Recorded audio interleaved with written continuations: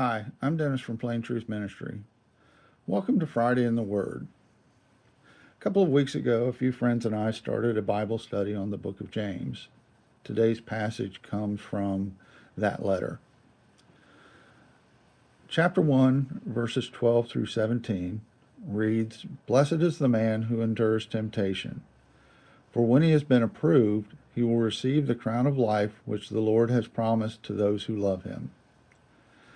Let no one say when he is tempted, I am tempted by God, for God cannot be tempted by evil, nor does he himself tempt anyone. But each one is tempted when he is drawn away by his own desires and enticed. Then, when desire has conceived, it gives birth to sin, and sin, when it is full grown, brings forth death. Do not be deceived, my beloved brethren. Every good gift and every perfect gift is from above, and comes down from the Father of lights, with whom there is no variation or shadow of turning." James is writing this letter to Christians who have been driven out of Jerusalem by the Romans in the dispersion and are now living in other parts of Israel and other parts of the Roman Empire. They've been persecuted for their faith and continue to be persecuted for that faith. James writes this letter to give them comfort and strength in the face of the persecution that they are facing. He reminds them, don't be tempted to abandon your faith just because things are difficult. In fact, do just the opposite. Lean into your faith when things are difficult. In this passage, he talks about temptation. And one of the main temptations in this time is that the Romans are offering safety, security, and peace to those believers if they will renounce their faith.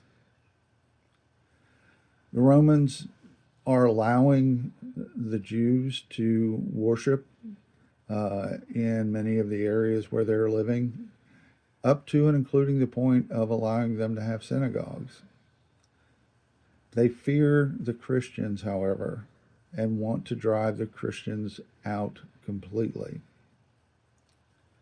The only way that they're going to allow them to live is if they are willing to live under Roman rule and if they accept the safety, security, and peace of the Roman Empire and become loyal to them and give away their loyalty to Christ and their salvation by God's grace. So as we see in this passage, these folks are being tempted by a desire for immediate safety. And James is telling them that it's not worth it. This is an imperfect gift. The Romans may tell you this, but their actions have already shown you that they'll do something different when they decide to. So this is not a permanent solution, only a potentially temporary one. The only good and perfect gifts come from God, as James says. And your choice in this temptation is to succumb to this temporary safety, security, and peace, if it is in fact real, or to stick with your faith, live with the persecution, knowing that God's promises will be filled in his time. The third verse of Amazing Grace speaks to this, and I want to play an energetic version of that. It's a wonderful version.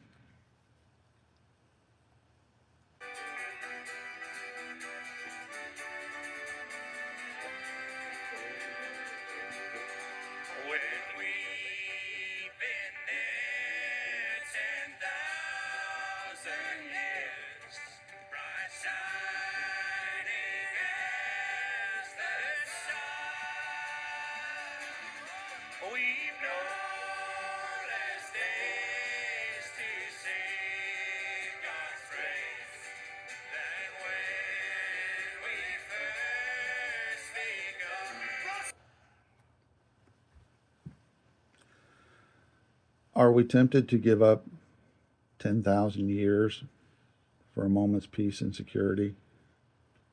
10,000 years is secured. A moment's peace is not. God bless all.